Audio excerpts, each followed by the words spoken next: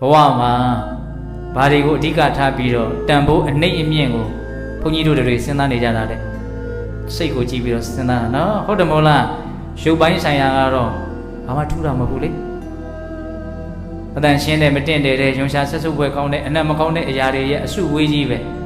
အစံရှိရှိမရှိရှိပညာတတ်တတ်မတတ်တတ်ကြီးကြီးငယ်ငယ်ရုပ်ပိုင်းဆိုင်ရာဘာကွဲပြားခြားနားမှုမှမရှိပါဘူးအပေါ်ယံဖိလိန်ပြင်ဆင်ထားတာတော့ပဲကွဲပြားခြားနားမယ်တကယ်အမာခံကြီးကပုံစံတူကြီးဘာကတော့ကွဲပြားနေတယ်စိတ်ကတော့ကွဲပြားတယ်နော်အဲ့ဒီစိတ်ကလေးကိုပဲကြည့်ပြီးတော့လူယုံမာလို့ပြောတယ်အဲ့ဒီစိတ်ကလေးကိုပဲကြည့်ပြီးတော့သူတော်ကောင်းလို့ပြောတယ်အဲ့ဒီစိတ်ကလေးကိုပဲကြည့်ပြီးတော့မုန်းတယ်အဲ့ဒီစိတ်ကလေးကိုပဲကြည့်ပြီးတော့မျက်နှိုးတယ်ဟုတ်တယ်မဟုတ်လားတန်ဖိုးရှိမရှိဆိုတာဘာကိုကြည့်ပြောတာစိတ်ကလေးကိုကြည့်ပြောတာနော်အဲ့ဒါစိတ်ကအည်သွေးမြင့်လေးလေးဖြူစင်လေးလေးတန့်ရှင်းလေးလေးဒီနေရာမှာအည်သွေးရှိတယ်